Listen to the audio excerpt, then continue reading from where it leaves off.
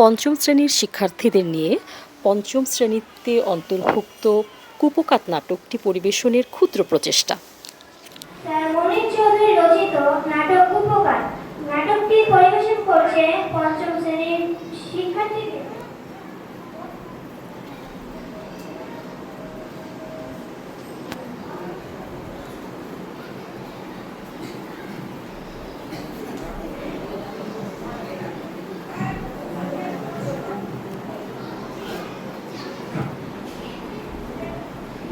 পরে পরিপাকের বিষয় যে খরগোশ আমাদের সিদ্ধান্ত মানতে রাজি হচ্ছে না। সে কেবল নিজের জীবনকে বেশি মূল্যবান মনে করে। কে না জানে এক বিশাল ভাবের অত্যাচারে আমাদের সকলের জীবন বিপন্ন। সেই অনুযায়ী স্থির হয় যে অর্ধ খরগোশ স্বেচ্ছায় মহামান্য ভাবের খাদ্য হিসেবে নিজেকে উৎসর্গ করবে। কিন্তু সে এই প্রস্তাব মানতে অনিচ্ছুক। এখন উপায় কি? খরগোশ, আমি অনেক কষ্টে বাকি বলেছি। সে বলেছে তাকে যদি রোজ আমরা একটি করে পশু উপহার দেই তবে সেদিন সে আর অকারণে অন্য প্রাণী হত্যা করবে। সকলের মঙ্গলের জন্য নিজের প্রাণ বিসর্জন দিতে ইচ্ছে করে না। না, আমি অন্যের খাদ্য হতে চাই না। আমি নিজে খেতে চাই, বাঁচতে চাই।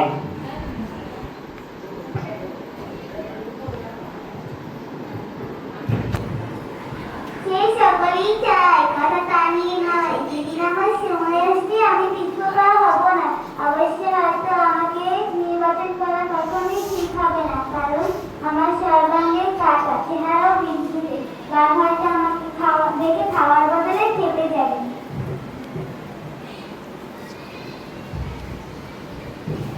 সজারু ঠিকই বলেছে। সে আশা করে তা আমাদের মঙ্গলের জন্যই করে।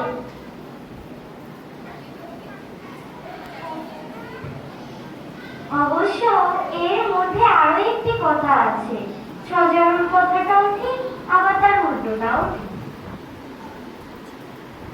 একটু পেক্ষণ ছড়িয়ে বলো, সবাই সহজে বুঝতে পারছে। মানে কদকার হওয়া যেমন সুবিধা অসুবিধা আছে, তেমনি সুন্দর হওয়ার অসুবিধা অনেক। আমি সবসময় যেতে রাজি আছি, কিন্তু আমি লক্ষ্য করেছি আমাকে সামনে পেলে সবাই কথাটা ভুলেই যায়। বেশি সুন্দর বলে কেউ খেতে চায় না, তাতে সকালে পারবে ওই সময়। কথা বাড়াস নে খরগোশ, লক্ষ্মী ভাই, তোর লেজে পড়ি। এবার যা তুই।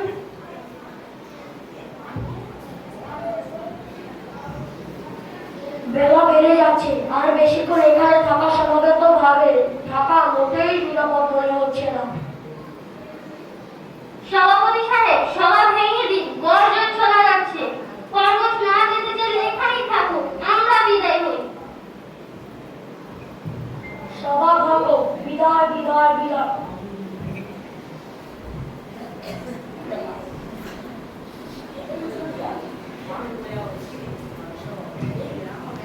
সকলে বলে বেজিতে বললে শক্তি বাড়ে, বুদ্ধি গজায়। তো ভাই ভালো, তো ভাই ভুলো, শীঘ্র বলো ভক্তি উপায় কাজে তুমি মটরশুটি। এ ছিল মজায় মজা, তবু কি আর হবে না কাজ? বিপদ যখন নাকের ডগায়, পেয়েছি পেয়েছি পেয়ে বেশি ভাই বুদ্ধি ফুর্তি ফুর্তি। এখন দেখিবে কেমনে হবে কার্যসিদ্ধি ফুর্তি ফুর্তি। হালু কথা ছিল সূর্য খারাপ মাথার উপর, আর সঙ্গে সঙ্গে আমার হাজির হইবে। হয়নি কেন?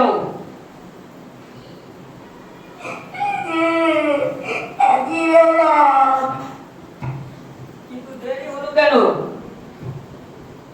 সে কথা মনে করে তো যাচ্ছি। তুই এতটুকু পশু, তোর মনে আবার দুঃখ থাকবে কি জন্যে? আমার মনে অনেক দুঃখ, অনেক কষ্ট।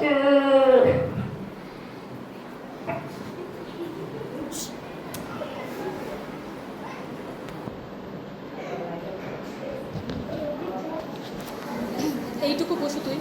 দেখ, আমি হচ্ছে এই অরণ্যের রাজা বাহাদুর। আমার ঘোড়াদার পেটের মধ্যে যেতে পারা তোর মতো ক্ষুদ্র পশুর পক্ষে এক মহা সৌভাগ্য। আমি এত ছোট, সামান্য, এত অল্প। আমাকে গেলে কি আপনার পরিস্থিতি হবে? এই জন্যই তো কাঁদছি। তাই তো, তুই দেখছি অতি ভদ্রকায়। শিয়াল পণ্ডিত দেখি ভারী পাজি, বেছে বেছে সবচেয়ে শুক্রটাকে পাঠাও। না, আমার কোনো দোষ নেই। আপনার জন্য পাঠানো হয়েছিল আমার সেই বাবাকে। মোটা ছোটা হৃষ্ট পুষ্ট। হ্যাঁ, তার বদলে তুই এলি কি জন্যে? আপনাকে আরেকটা লাগিয়ে ফেলেছে, সেই জন্য তো কাঁদছি। হ্যাঁ, আমার মুখের গ্রাস অন্য কেড়ে নিয়েছে। আমার এক ভীষণ ইচ্ছে হচ্ছে আমার ওই জাত ভাইটির ঘাড় মটকায়।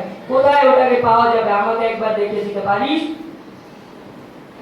না পারবো, তবে আপনি সামনে থাকবেন, আমি পেছন পেছনে গিয়ে আসবো।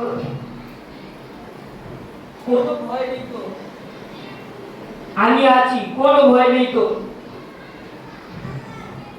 আসুন, এদিকে আসুন। এই মাথাতেই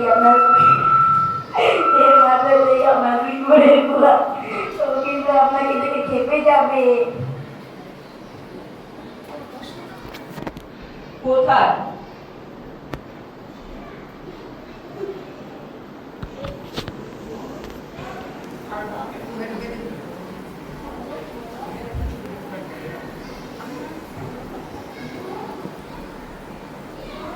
কই, কিছুই তো দেখা যাচ্ছে না। হুজুরের বোধ হয় আলোর ঘর এখনো ভালো করে কাটেনি, একটু চেষ্টা করে দেখেন। ওই তো দেখা যাচ্ছে, স্পষ্ট দেখা যাচ্ছে। অভিভাবক আমার মতো দেখতে। কি আমাকে হুমকি দিস? না না, কোনো কথা নয়।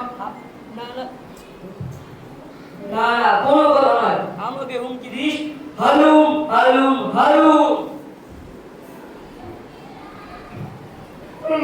রাজা মজা বনে রাজা সুপোকা, তুয়ার মধ্যে রেখে ছায়া দম্পতির কাম।